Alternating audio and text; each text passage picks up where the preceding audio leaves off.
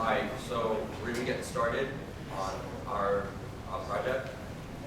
So we're working with the CREATE program. So just a little review of the CREATE program is we're paired with a company who helps people with developmental disabilities, to help them attain jobs and learn other life skills. So our project basically is called Project bUDDY, and it's an easy to use task manager system for workers with developmental disabilities. Here's a quick outline of what we can go on about. Everyone's done this before, and this is how on the 40 slides we have. And then just a quick meet the team. So my name is Stephen Owens. I'm interested in database design and research. So I'm the team leader and software lead. Over there is Jonathan Alanya. He's working with embedded systems and PCB design, and he's the hardware lead. To my left is Timothy Hebert. He's working more on the application development, and so he's the software team lead. And then over there's Peter Mossman. He's interested in power energy systems, and he's working with Johnny on the hardware and PCB systems. So the big picture, the idea we have for bUDDY is that for many of you, communication at your jobs, some people like security guards will use walkie-talkies or through emails or through cell phones. That's how we communicate. But for many people, those devices are still too difficult and too high level. So we've decided to make a device that is both simple, that has a web app for the employer to communicate to that person, a Wi-Fi access to guarantee good, reliable connection, because Bluetooth and other options aren't necessarily the most reliable with distance. Volume sensitive, because many of the people we support have audio sensitivities where a loud noise could really hurt them. So you would have to take into consideration what the sounds we use to help indicate. Because many of the we will only be able to communicate through display and volume and audio, because many of the people we support do not know how to read and do not know how to write. So we have to, that was one of the biggest obstacles we have to go work with. And yeah, having talked about the 3 related works that people use for communication, and I feel like most of it's just too difficult to use, and the cell phones are just problematic for them because it's easily becomes a distraction. And in the workplace, many people consider being on your phone inappropriate. So the YAI asked us to make a device that could be used that isn't a cell phone. So for our project selection, when we were first given the requirements from YAI and met with them to determine what our project will be, we came up with 3 ideas. First is our bUDDY. This is what we're going with now, but we also considered a behavioral monitor wristband, which would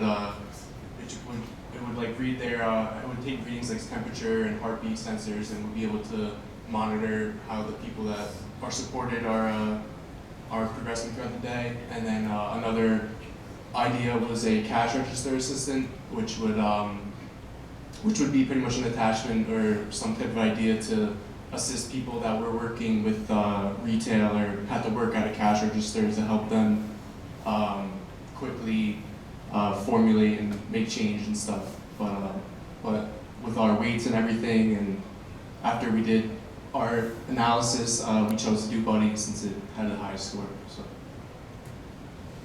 then just a quick project summary. So the main point of the bUDDY system is basically to design a task manager system, user-friendly, so that the supervisor who's teaching the new employee with these developmental disabilities, it should be an easy transition into starting the job, learning, and basically being able to maintain the job. Because once they get the job, another problem that happens is because of developmental problems and they have tendency to tantrums, not do tasks, they sometimes get fired. So it's really hard to keep these jobs. And especially in the modern age, where a lot of these are local jobs that people with developmental disabilities do, is being taken by automation. So usually the fields that they have to go in nowadays is retail, around 70%. So we decided to focus on that sort of demographic. So basically our hope of the project is with this bUDDY system, it will incline more of these companies to be willing to hire people with developmental disabilities, because it's going to ease the transition between starting work while working and just create basically a connection and timeline between the supervisor and the employee, which is a big problem when we discussed it with YAI, the company working for the CREATE program, is just they have a tendency not to communicate and just not do the work as they're supposed to do. And then, so the work with CREATE program has been going on for many years. So we were just looking at some other CREATE program ideas that they work with too. So in the Cooper Union, last year they did this thing called the Serve and Go, which is a wheelchair chat attachment for people with cerebral palsy. And so they would work at this cafe, and it would help these workers be able to send and deliver drinks throughout the office building that they were working in. Another one at the City College of New York is the Indoor Assist, and it's basically to help people with visual impairments navigate the interior of the buildings and stuff that they live in. And then the last one, Be Notified, was at the University of Alabama. And this one is a similar idea to ours, to help ease communication between supervisors and employees. So it's once again just to help them maintain the job and be able to keep communication up between the job coaches and their supervisors. So then for the design requirements or basic engineering requirements, we had three main components. We had a database, application, and the main bUDDY system. So our database, simple things like storing task IDs, being able to create more tasks, tracking the status of the tasks, so they're completing the task, so the supervisor wants to get an idea how far along they are. There'll be progress bars, say the employer wants to create more tasks, so it does an additional thing that we don't have in our original setup. They're able to create more tasks, create descriptions, and create audio files that describe it to the people. And then we're going to have connected to a TCP IP Wi-Fi connection, as Johnny mentioned earlier, because usually these big corporations, they'll have their own integrated Wi-Fi connections, and doing that helps ease the connection process. And then working with the application, we have to have connected to the database, it has to be able to send and receive information to and from the bUDDY system and the application. Easy to use interface, so if you're, say, a new supervisor or you're just getting new information, it's going to be really easy to use, really easy to create tasks, send out tasks, and communicate to the device. And we want it to work on both mobile and desktop devices. This is really important because say you have supervisors, they're not always at a desktop, and they usually are always walking around with the phone. And one of the communication ways we want to have it done is through text message. So if it's, if they're on the phone, they receive a text message, say like an alert or a help system they need, they receive that from the bUDDY system, and it lets them know that their employee needs help. And then onto the physical bUDDY system, several things they need, like a durable case. We had mentioned about a 6-foot drop is what the safety region would be in case they drop it or something happens. As Johnny mentioned, the working audio jack and volume mixer, display screen, because we're going to have visual cues like pictures and stuff. The audio jack and volume mixer, because we're going to be describing it on an audio file. Basically like a WikiHow thing, where it's going to have pictures of how to do stuff and an explanation of it. And then it has to be capable of receiving tasks and sending information back and forth between the application and bUDDY system through Wi-Fi. And you want a battery lasts you about 6 hours, because that's the average shift length they have. And it's kind of a rechargeable system, so if they're in a break or something, they're able to recharge the system. I think here's just our simple marketing engineering matrix.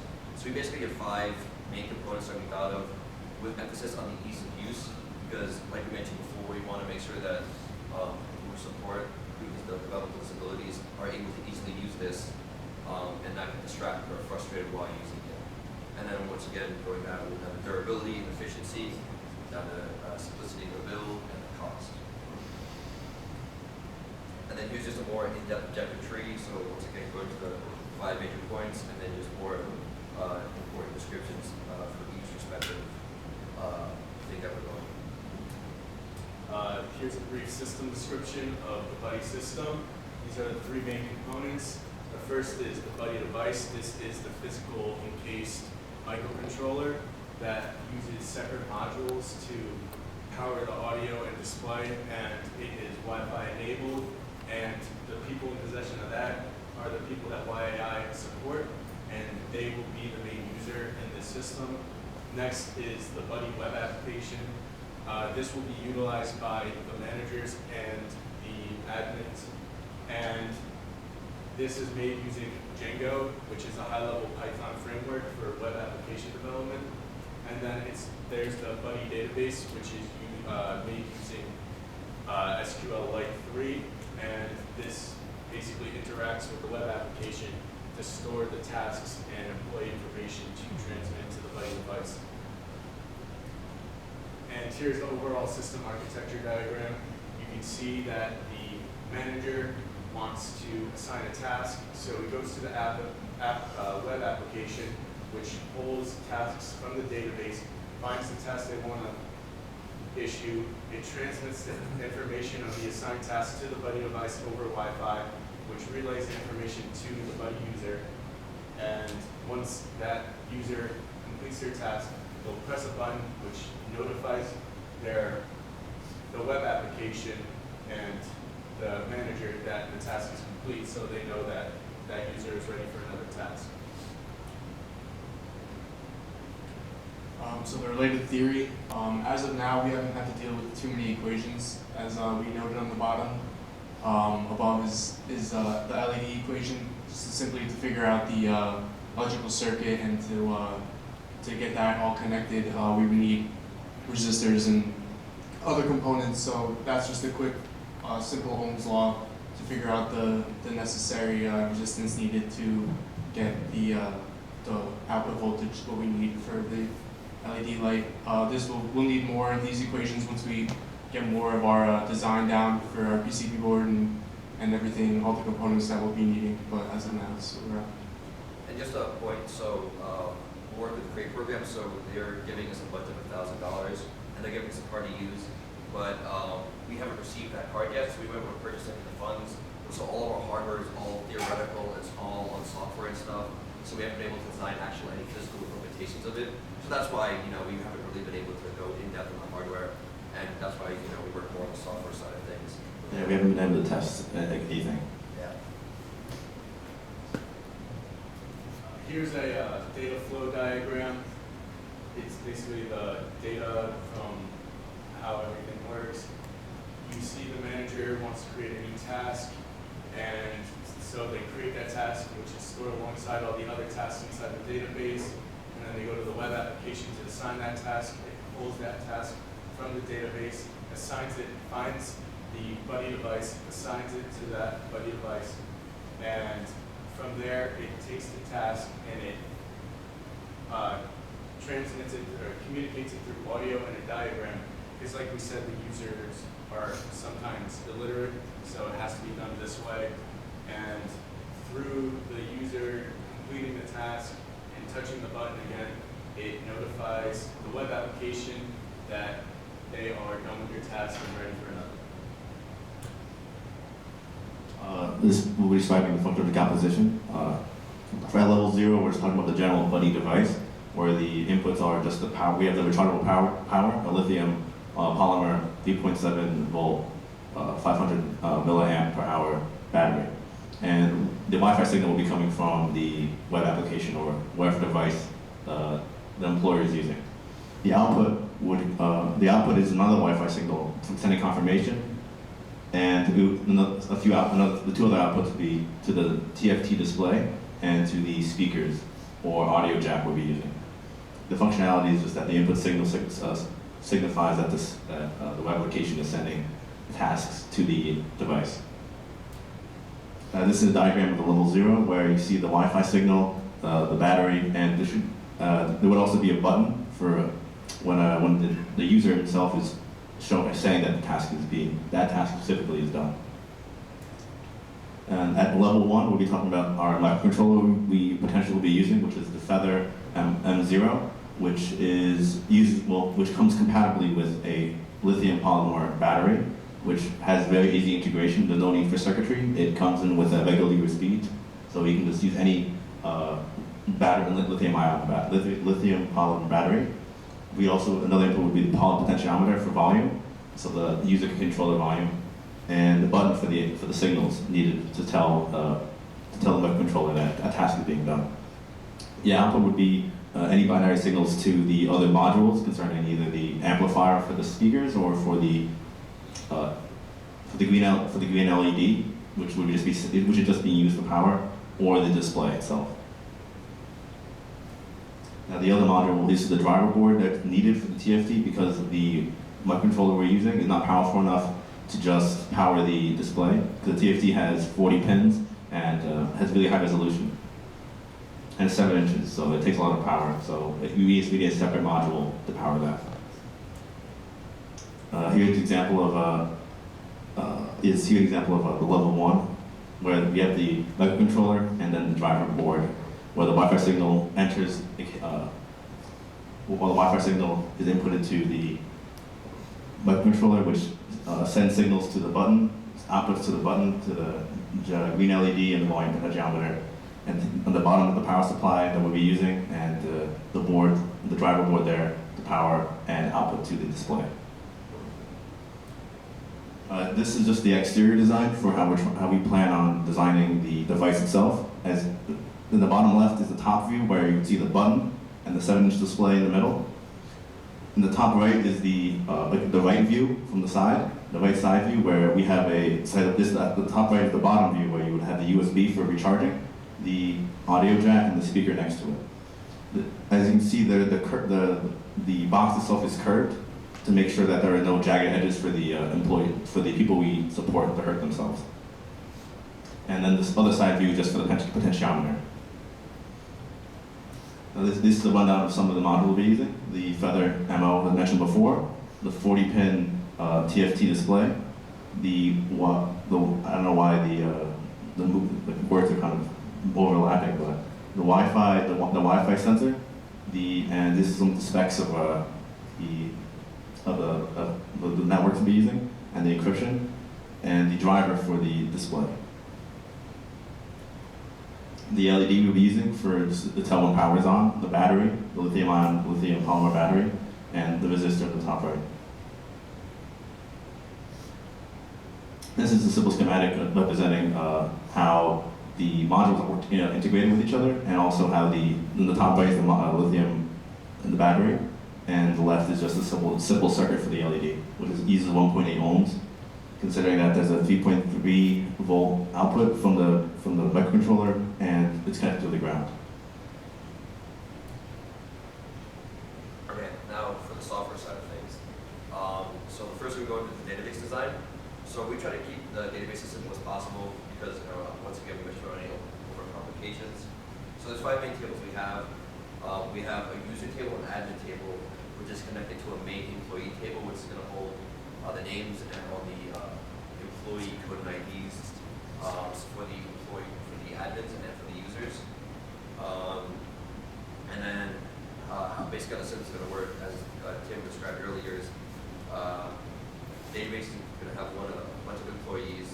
They'd be characterized as an admin or user, and depending on those permissions, the admin is going to be able to send out tasks through an activity sheet, and then through those activity sheets, it's going to have assignments, and those assignments get sent out and are received by the user who is holding the buddy system. And then once the user is finished with that buddy system, it's going to send it back, and it's going to give a time of completion, start time and end time, and just basically summation of how to do the task.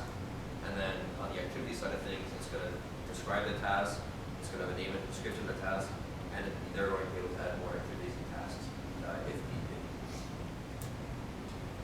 Here's a quick look at the, right here you can see that inside the command prompt, I'm running the web application for the Buddy in a local host on my laptop. And when I run that, it is ran on the local host found at that web address. And when you go to this web address /admin, you get to see the back end side of our application, which is all we have right now. We plan to, over the winter, develop the front end side of this and just make everything look better. So, and then just like current arrays and stuff. So we haven't really have any traditional motor optimization because of our lack of hardware design and stuff. But we put a lot of effort into designing physical diagrams and working with cell softwares and circuit makers to make sure PCB works, and using CAD to make a basic physical diagram, which hopefully we can implement into a 3D version soon enough. And then, like Tim mentioned earlier, for the application, still relatively early levels. But we were able to implement the application and the database together. We basically use Tetra for the database, and then connect to the application. I'll go into more detail about it later. And then for the database design schema, we need to come up with several different basically schemas and tables we wanted for the database, and the moment period right now is optimal for what we want to accomplish. If when speaking with the company YAI, they want us to either add or remove certain things, we'll adjust the database schema accordingly. Given our unique situation with the Create program, we were only able to test what software we did have, which was the web application, the back-end side of it is, and integrate it with the database. And with our first test, it was just running the web application, and on our first time it succeeded on the local host.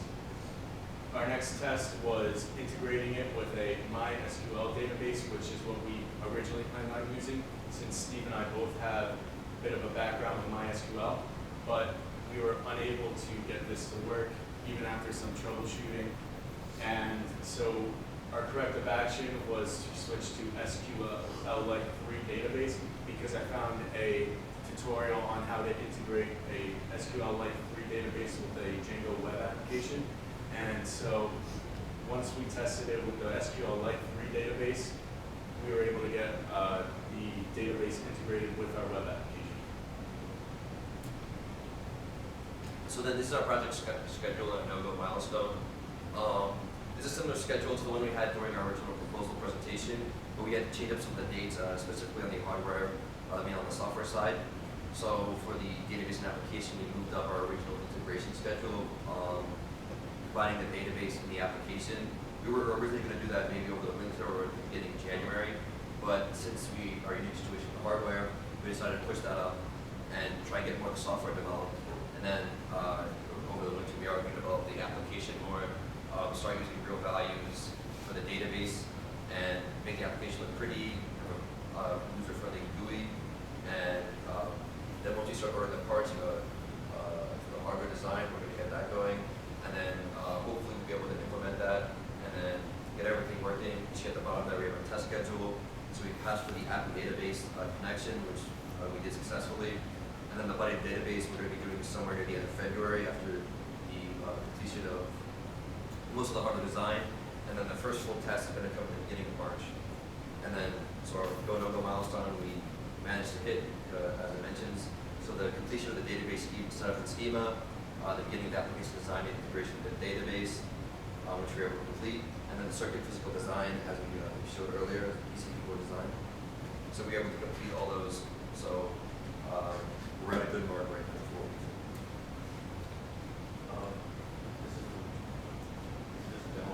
Just the general bill of materials.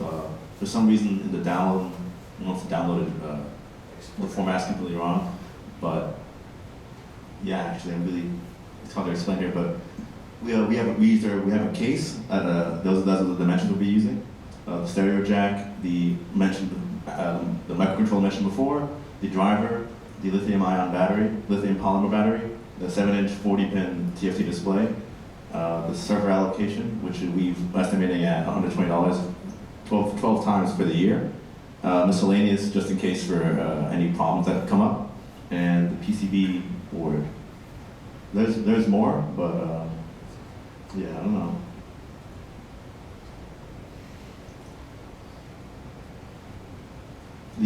I know the total's around $600, but that's estimated. We have 1,000, but the estimation of just many possible things to come. PCB design could be anywhere between 10 to hundreds of dollars. So we have no idea exactly where it would land. So we made a lot of estimations on that end. That makes a little more sense. When we have a repair fund just in case. We've taken a lot of precautions.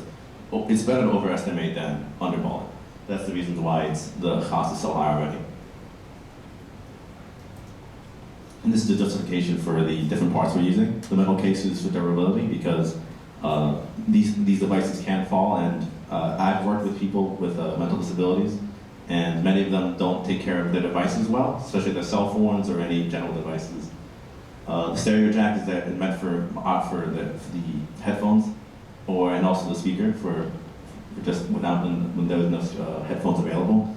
And we're chargeable batteries for mobile use because these people will be moving around the store. The TFT display is to maximize picture quality. A TFT display uses 4 transistors per pixel to showcase maximum picture quality. And the driver is to ensure the consistent output, because the board we're using does not have enough power to power that display. The board itself, the Wi-Fi sensor that is built into the microcontroller is one of the main reasons why we chose it, and also that so there's no extra circuitry we have to do to connect to the Wi-Fi. And we prepare funds just to make sure, just in case there's any mishaps. The main reason we chose the microcontroller because there's a lot of I/O pins if for possible modules need to be added.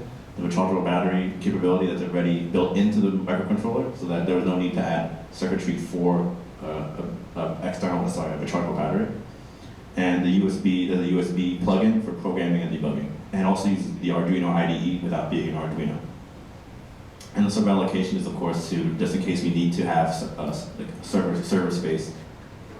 Because having a local server is not necessarily the most capable, most useful.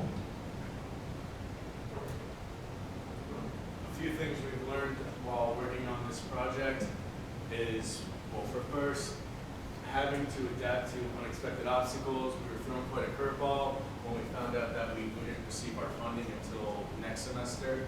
So we decided to work on what we can without a budget, and that was mainly just exterior design and most of the software parts. Costs, things are expensive. And also we found difficulty in finding modules that were compatible with the microcontrollers because we were told we weren't allowed to use Arduinos or Raspberry Pis. For our future work, us on the software team plan on working to use HTML and other front-end design languages to work on the user interface for our web application. And we plan to do that over the winter break. I'm hoping that we can get our web application onto an actual server, and then on next semester, once our hardware team is able to start working, we'll focus on getting our web application ready to communicate with the physical device. Our hardware team, once they get their budget, will be doing their PCB design and just catching up, and they will be readying the orders for all the parts and stuff that are needed to construct the bUDDY device.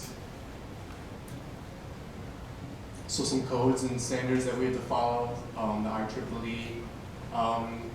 IEEE 802 is for serial communication. ISO, C++ standard. We'll be using the PEP standard for the Django software. The RFC 793 is for the internet standard, working through the internet with Wi-Fi.